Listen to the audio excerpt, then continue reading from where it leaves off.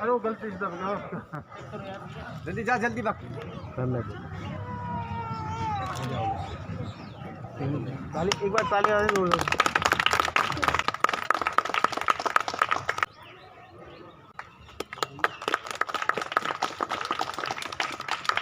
Please come for the lighting of the mashal, ma'am.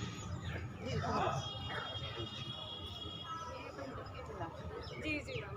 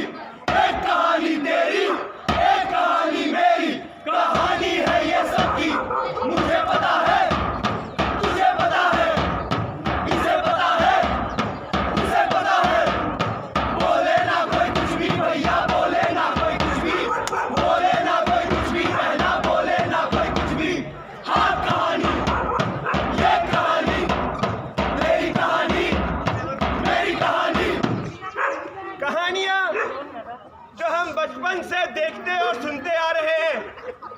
घर में काम करने वाली औरतों और बाहर काम करने वाले मर्दों की कहानियां, सपने पूरा करने वाले मर्द और सपनों का बलिदान देने वाली औरतों की कहानियां, प्यार, बायना, मिलनी, शगुन, इन सब के नाम पर दहेज मांगने वाले लोगों और दिन रात दहेज को इकट्ठा करने में खपने वाली औरतों की कहानियां, बेटे को छाती से चिपका कर रखने की और लड़की को विदा करने की कहानियां, गोल रोटी बनाने वाली बहन और गोल रोटी खाने वाले भाइयों की कहानियां।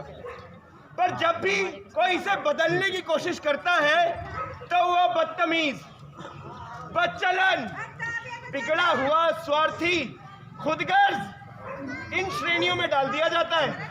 क्यों? जब तक नहा कर आएंगे वो आपका खाना बना देंगी। ओए, मम्मी का चमचा, बोल दो उससे, ज्यादा लेट हो रहा है ना तो काम छोड़ दे। रात के 10 बजे हैं, कहाँ थी अब तक? टारगेट पूरा नहीं हुआ तो ओवर टाइम करना पड़ा। कल से टारगेट पूरा हो या ना हो, 6 बजे घर के अंदर घर का काम क्या तेरा बाप संभालेगा? और जब तक तू घर नहीं आएगी हम तेरे इंतजार में भूखे बैठे रहे। तुम भी तो अगर वो बैठकर अपने दोस्तों के साथ 4 बातें कर लेंगी तो उनका भी तो दिमाग फ्रेश हो जाएगा ना। फैक्ट्री जाने देते हैं ना उससे ज्यादा की उम्मीद मत रखे। वो बाहर जाएगी तो बाहर की हवा लग जाएगी। और हाँ, इतना ही माइंड फ्रेश करने का मन है उसे तो जा, कपड़े रखे हैं, कपड़े दो। पापा, राधा आंटी के हस्बैंड घर के कामों में उनकी बहुत मदद करते हैं। उन्होंने घर की जिम्मेदारियां आधी आधी बांट ली है। आप भी मम्मी के साथ घर की जिम्मेदारियां आधी आधी बांट लो। राधा का घरवाला नामर्द है, मुझे जोरू का गुलाम नहीं बनना। लेकिन पापा, मम्मी भी तो बाहर काम करने जाती है, ऐसे तो वो भी मर्द हुई। अगर आप मम्मी की बर्तन साफ करने में मदद नहीं करोगे तो मैं कर लूंगा। कहाँ रहता है तू आजकल? नारी सशक्तिकरण, चल तुझे मर्द बनाता हूँ। आलू बेटा कहाँ गए थे? बंदर की झोपड़ी में सो रहे थे, बंदर ने लात मारी रो रहे थे, पापा ने प्यार किया हंस रहे थे। तीनों चल घर। थोड़ा थोड़ा दौड़ दौड़ भागी भागी सी, दौड़ दौड़ भागी भागी सी, दौड़ दौड़ भागी भागी सी, दौड़ दौड़ भागी भागी सी। लात मार के चला जाता है। पुराने जमाने में रोमन दासों का आराम करने का वक्त तय था, पर यहाँ 24 घंटे की नौकरी, और फिर भी हम उनके काम को काम नहीं समझते। झाड़ू ही तो लगाइए। कोई काम ना करे घमंडी है तू, औरत केवल नाम की एक संकट है तू, गले में पड़ गई वो झंझट है तू, बेशरम चंट निकम्मी है तू, कोई काम ना करे घमंडी है तू, औरत केवल नाम की एक संकट है तू, गले में पड़ गई वो झंझट है तू। हमारे यहाँ फैक्ट्री के सुपरवाइजर के साथ बड़ी निपटी है इसकी। अरे भैया ओवर टाइम तो बहाना है। अरे भैया फैक्ट्री के सुपरवाइजर से तू बिगाड़ के रखता है। लेट क्यों हो गई? काम ज्यादा था और ओवर टाइम के पैसे भी मिलेंगे। तेरा भाई काम कर रहा है ना, तू घर संभाल। लेकिन पापा मुझे काम करना है। देख तू काम नहीं करेगी। अरे तेरे लिए एक लड़का देख लिया है, 2 हफ्तों में तेरी शादी है, वहां जाकर करना जो भी करना है। लेकिन पापा चुप! हर मोड़ की कहानी, हर दौर की कहानी, हर घर की कहानी है ये डर की कहानी, है मेरी ये कहानी और तेरी भी कहानी, है मेरी ये कहानी और तेरी भी कहानी। कैसी ये सलाखें हैं जो दिखती भी नहीं है, कैसी ये उदासी है जो छुपती भी नहीं है, कैसी ये मजबूरी है जो तुझको रोके रहती है, सांस बैठी रहती है, तू कैसे ये सब सहती है। उड़ानों की कहानी, ख्यालों की कहानी, है सपनों की कहानी, है ये अपनों की कहानी। ऐसी ये जुबानें हैं जो हिलती भी नहीं है, ऐसी क्यों ये कलियां हैं जो खिलती भी नहीं है। हर मोड़ की कहानी, हर दौर की कहानी, हर घर की कहानी है ये डर की कहानी। आज भी जब कोई लड़की घर से बाहर निकलने की, पढ़ाई करने की, काम करने की, अपना सपना पूरा करने की बात करती है, तो उसे 7 नहीं सवालों का, संदेह का सामना करना पड़ता है। उसे उदाहरण दिए जाते हैं उन लड़कियों के जो थोड़ा कम बोलती हैं, घर पर रहकर बच्चों की, बूढ़ों की, पति की, भाई बहन की, सास ससुर की सेवा करती है। खुद की नौकरी तो है नहीं, मेरी भी छुड़वाओगे? ये सब करने के बजाय ना थोड़ा काम करना। सॉरी सवाल लड़ाती है।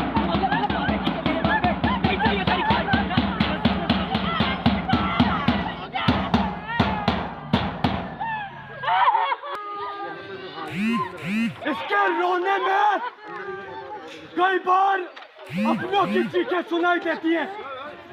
शक, देश, गुस्सा सुनी सुनाई बातों में आकर आदमी औरत को पीटता है, सोचता है बाहर जाएगी, काम तो करेगी नहीं, फालतू के चक्कर चलाएगी।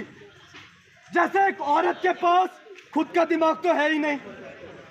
जब और आदमी औरत को पीटता है तो औरत ना क्यों नहीं बोलती? जब तक ना नहीं बोलोगी तब तक पीटती रहोगी, और एक बार ना बोलने की हिम्मत कर ली ना, तो फिर किसी में हिम्मत नहीं कि तुम्हें हाथ भी लगा दे। मर्द और औरत के बीच का यह फर्क एक दिन में नहीं पनपता। बचपन से छोटी छोटी बातों के जरिए इस फर्क का बीज हमारे दिमाग में बो दिया जाता है, जो वक्त के साथ साथ एक विशाल काय वृक्ष में तब्दील हुआ जाता है।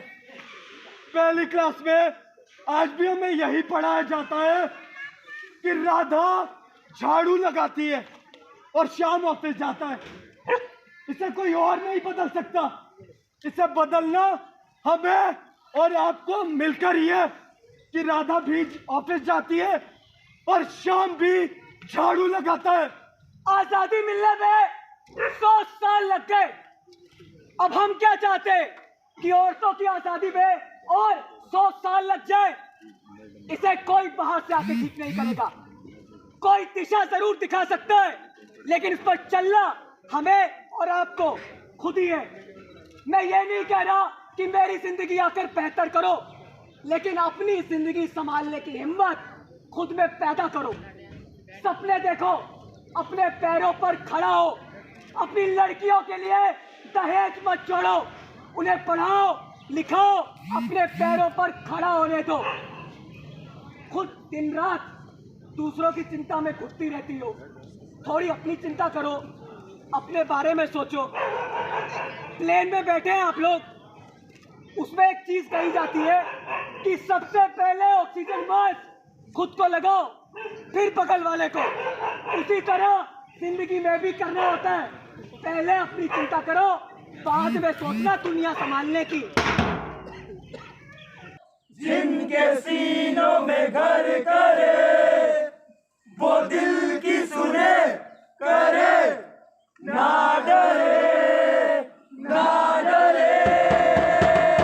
सुबह की किरणों को रोके वो सलाखे है कहा, जो ख्यालों पे बहे वही जीले जीले जीले। आजादियाँ आजादियाँ आजादियाँ आजादियाँ आजादियाँ आजादियाँ आजादियाँ आजादियाँ।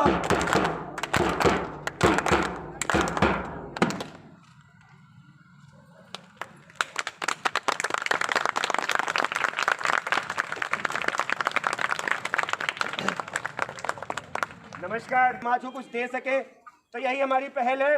आप लोगों को नाटक कैसा लगा? आप लोग अगर बातचीत करेंगे तो हमें अच्छा लगेगा। कोई कुछ कहना चाहे, कोई एक्सपीरियंस शेयर करना चाहे, अगर आप कुछ बुरा भी कहना चाहते हैं, कुछ हमने गलत कहा हो तो प्लीज़ आप कह सकते हैं। वैसे ये नाटक किसी एक जेंडर के खिलाफ नहीं है, ये नाटक औरतों के खिलाफ नहीं है, ये नाटक मर्दों के खिलाफ नहीं है, क्योंकि अगर होता तो आप खुद देखिए इतने सारे आदमी। और बहुत ज़िंदगी का जो हमारा पूरा एक्सपीरियंस होता है, जो हमारे साथ रोज़ की दिनचर्या है, इन बच्चों ने बहुत ही सहज तरीके से आई थिंक बहुत ही अच्छे तरीके से बताया कि ज़िंदगी हमारी मर्द और औरत और बच्चे सब मिलके इकट्ठे चलाते हैं। जो हमारी रोज़ की कोशिश होती है ये कहने की कि ये रोल आदमी का है और ये औरत का है, ये सोच गलत है। आज के ज़माने में अगर हमें आगे बढ़ना है, साथ चलना है, तो सबको इकट्ठे लेके चलना पड़ेगा। हमारा ये कहना कि औरत पिटने के लायक है, ये सबसे बड़ी गलत बात है, क्योंकि इंसान तो भगवान ने सब बराबर बनाए हैं। कौन क्या काम करेगा ये हमने अपने आप दिनचर्या में डिसाइड कर लिया कि आदमी का ये रोल है और औरत का ये रोल है। लेकिन आज वो ज़माना आ गया है जहाँ हमें समझना है कि हर व्यक्ति में एक शक्ति है और वो शक्ति मिलकर ही हम आगे बढ़ सकते हैं। इन सब बच्चों ने बहुत दम लगा के बड़ी मेहनत से किया। I think lot of congratulations for all the hard work. और जो इनकी डेडिकेशन है, तो जो इनकी अपनी कमिटमेंट है और जो इन्होंने कहा उसमें ये मानते हैं, ये इनकी एक्टिंग में बहुत क्लियर झलक रहा था। Congratulations once again. अब जो है इस कार्यक्रम का एक और महत्वपूर्ण कार्यक्रम हम आगे बढ़ाएंगे। हमारी दक्षिण पूर्वी ज़िला विधिक सेवाएं प्राधिकरण की सचिव आकांक्षा जी अभी एक गमलों में लगा पौधा देंगी हमारी ज़िला एवं सत्र न्यायाधीश को, उनका अभिनंदन करेंगी। मैं उनका निवेदन करता हूं कि वो ऐसा करें।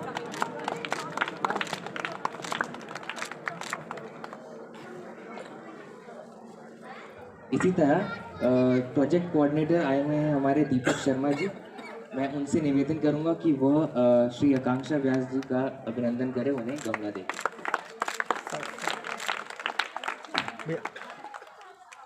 इसको आगे बढ़ाते हुए हमारे डीएलसी की स्टाफ में विजयनी मैम से मैं निवेदन करूंगा कि वह दीपक शर्मा जी का अभिनंदन करें, उन्हें पौधों में लगा गमले में लगा पौधा दें।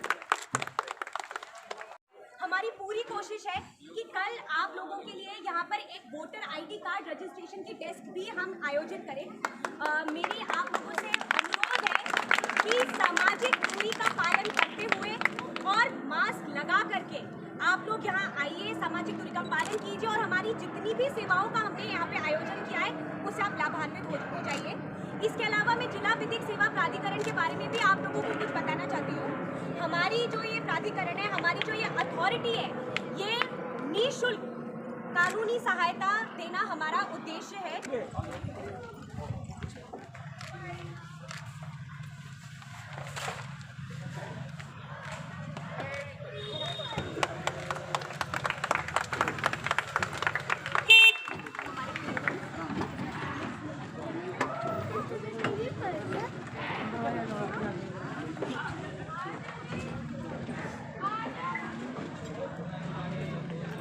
मैम, जैसा कि हम देख रहे हैं डीएलए से बहुत मेहनत कर रहा है और आप भी क्या नाम है बदरपुर दिल्ली के लास्ट बॉर्डर पर आएंगे। मैम, इसका क्या उद्देश्य है? देखिए, जैसा हम सब जानते हैं, पिछले 1.5-2 साल से हमारा पूरा देश या पूरा विश्व कोरोना से ग्रसित है। हम सब ने इतना ऐसा बीमारी नहीं देखी जहाँ कि हम ऑलमोस्ट 1 साल से घर से बाहर नहीं निकल पाए। ऐसे में जब सारी चीज़ें बिल्कुल स्थिर हो गई, हमें घर से बाहर नहीं निकल पा रहे थे, फिर भी हमारी सारी ज़रूरतें पूरी हुई। कैसे हुई, ये एक बड़ा सवाल है। वो इसलिए हो पाई क्योंकि हम सब के पास आधार कार्ड थे, बैंक अकाउंट थे, तो बिना घर के निकले नेट के द्वारा हम सब लोग अपनी पूरी ज़रूरतें होती रही हमारी। इसीलिए इससे हमें पता चला कि हमारे लिए कितना ज़रूरी है हमारे पास सबके पास एक आधार कार्ड होना, एक वोटर्स कार्ड होना, एक पैन कार्ड होना। और जब तक ये सारी फैसिलिटीज़ हम लोग अपने हर एक इंसान नहीं लेगा, घर बैठे, ये सबको मालूम है घर बैठे अकाउंट्स में पैसे है, ये सब इसीलिए मुमकिन हो पाया क्योंकि हम सब लोगों ने अपने आप को एक पहचान दी, एक आई कार्ड, एक वोटर्स कार्ड, एक बैंक के साथ। आप सबसे गुजारिश है कि इसकी महत्वता समझें, इसकी फैसिलिटी, इसको आप अगर पूरी तरह से इसका फ़ायदा उठाना चाहते हैं, बहुत ज़रूरी है कि हम सब ये जो आज कैंप यहाँ लगा रहे हैं, वोटर्स के लिए, पैन कार्ड के लिए, अपनी आइडेंटिटी बनाने के लिए, आज समाज में हम लोग एक लाखों में ना हो के हमारी एक अस्तित्व हो, उसके लिए बहुत ज़रूरी है कि आप सब बहुत आयत में इस कैंप में आएँ, अपनी आईडी बनवाएं और साथ में लीगल एड से जुड़े रहें। 1516 हमारा नंबर है, जिसको अगर कोई भी इंफॉर्मेशन नहीं आ पा रहा, आप खुल के फ़ोन में लाएं। 1516 जो इंफॉर्मेशन चाहिए, लीगल एड आज आपके साथ है और आपका हाथ पकड़ के आपको आगे ले जाने के लिए तत्पर है। धन्यवाद। जैसा हमने देखा आप 9 बजे यहाँ आ गई हैं जी, और गरीब जनता के बीच में आई हैं, आपको कैसा महसूस हो रहा है? ये मेरा देश है, हर एक कोना मेरा भाग्य है। यहाँ पर एक एक जना जो मौजूद है वो मेरा भाई बहन है, तो मैंने कोई एहसान नहीं किया। आज मेरे को बहुत खुशी हो रही है। हम यहाँ आकर के, बड़ी जगह तो हर एक कोई चला जाता है, हमारे को पहुँचने की ज़रूरत आज यहाँ पर है। मेरा तो शुक्रिया है इस लीगल एड का, इस बच्ची का जो आज मुझे यहाँ लेके आई। आप सबको मेरी बस सिर्फ हाथ जोड़ के ये प्रार्थना है कि आप सब लोग अपनी मदद खुद करें। हम सिर्फ आपको रास्ता दिखा सकते हैं, चलना आप ही लोगों को है इस रास्ते पे। मैम, जैसे हमने यहाँ देखा है, काफ़ी लोगों के चेहरे पर मुस्कान आई है और काफ़ी लोग जुड़े हैं, जनता भी जुड़ रही है। तो मैंने देखा कि मैम कुछ दूरियाँ आपने जनता के कम की हैं बीच की, तो कुछ दूरियाँ वकीलों के बीच की आपकी बढ़ी हैं। हमारे ये एक नज़रिया है, ये दृष्टिकोण है, ये देखने का तरीका है। हमने तो जैसे मैंने कहा, ये 1.5 साल जितना सहयोग हमें लॉयर से, पब्लिक से, लिटिगेंट से, सिस्टम से मिली है, वो शायद जो हम 20 साल में नहीं कर पाए वो 1-1.5 साल में कर लिया है। ये हो सकता है एक दृष्टिकोण हो कि हमारे में दूरियां आई हैं, लेकिन आज जहां हम खड़े हैं और जो सिस्टम को चला पाए हैं, वो सबके सहयोग के मारे ही चला पाए हैं। मैम, जनता के लिए, एडवोकेट्स के लिए और लीगल सेल के सेक्रेटरीज के लिए और ख़ास तौर से अमन न्यूज़ के लिए क्या संदेश देना चाहिए? सिर्फ यही संदेश है कि आप लोग बहुत ज़ोर शोर से लगे हैं, ये उत्साह बनाए रखें और इसी के साथ सारी दुनिया से जुड़ते रहें। ठीक है। एक सवाल आप कर रहे हैं मैम, आज आपने ये इस जगह को ऑर्गेनाइज़ किया है, आपको क्या उद्देश्य था? मैम आपने यहाँ पर इनवाइट किया है, क्या उद्देश्य, आपको क्या लगा कि इन लोगों के बीच में मुझे जाना चाहिए? देखिए, हमारी जो जिला विधिक सेवा प्राधिकरण है, हमारा उद्देश्य जैसा कि मैंने बताया था, हम चाहते हैं कि लोगों तक कानूनी सेवा निःशुल्क पात्र व्यक्तियों को पहुँच सके। आधार कार्ड, लेबर रजिस्ट्रेशन, जैसा कि मैम ने भी बताया, ये बहुत इंपॉर्टेंट आइडेंटिटी कार्ड्स हैं, बहुत इंपॉर्टेंट डॉक्यूमेंट्स हैं जो हर नागरिक के पास होने चाहिए।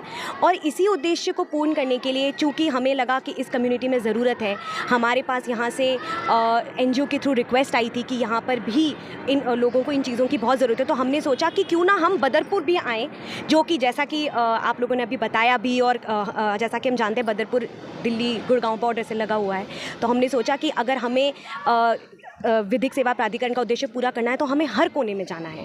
तो इसीलिए आज हम इस कोने पर भी आए हैं, इसीलिए आज हमारे साथ मैम भी जुड़ी हैं इस कम्युनिटी प्रोग्राम में, क्योंकि जैसा कि मैम ने बताया, हम चाहते हैं कि लीगल और जुडिशियल सिस्टम और आम जनता के बीच का जो फासला है वो थोड़ा कम हो सके।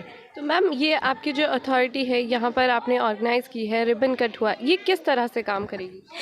जैसा कि मैंने आपको बताया, आज और कल आधार डेस्क, लेबर रजिस्ट्रेशन, हमारे जो पैरालीगल वॉलंटियर्स हैं वो विडो पेंशन स्कीम के असिस्टेंस प्रोवाइड करने के लिए भी रजिस्ट्रेशन करेंगे डॉक्यूमेंट्स का। इसके अलावा हम कल एक वोटर आई कार्ड की डेस्क भी लगवाएंगे। आज और कल एक हेल्थ चेकअप कैंप के लिए भी हमने यहाँ पे व्यवस्था की है। तो हम चाहते हैं कि सारे जो आम जनता है वो आए, इन सेवाओं से लाभान्वित हो। और इसके अलावा हमारा यहाँ पे जैसा कि मैंने बताया था, एक लीगल हेल्प डेस्क भी हम आज और कल के लिए हमने लगवाया है, जिसमें हमारे अधिवक्ता मौजूद होंगे, लीगल सर्विस एडवोकेट। आम जनता यहाँ आए, उनसे अपनी जो भी लीगल क्वेरीज़ है उनको बता सकती है, वो उनको कानूनी सलाह निःशुल्क प्रदान करेंगे। जिन लोगों को अधिवक्ता की ज़रूरत है वो उन्हें बताएंगे कि वो साकेत जिला में आ सकते हैं, और वहाँ हमारा एक फ्रंट ऑफिस है, वहाँ आकर के वो लीगल सर्विस एडवोकेट प्राप्त कर सकते हैं। बाकी हमारी हेल्पलाइन है 1516, जिस पे कभी भी कॉल किया जा सकता है। आप क्या महसूस करती हैं? मुझे बहुत अच्छा लग रहा है। मुझे, जैसा कि मैंने कहा, कि एक एक कोना कवर हो, यही हमारी प्राधिकरण का उद्देश्य है। तो आज आई थिंक उस उद्देश्य में जो एक इम्पॉर्टेंट पड़ाव था वो आई थिंक आज हमने कंप्लीट किया है। मैम, नारे के साथ एक अच्छा सा संदेश। नारे के साथ अच्छा संदेश तो मेरा यही होगा कि याद रखेंगे 1516 याद रखेंगे, और इस देश को अच्छा और हमारे समाज को सुधारना ये हम सबका कर्तव्य है, ये हमारा ही उद्देश्य होना चाहिए।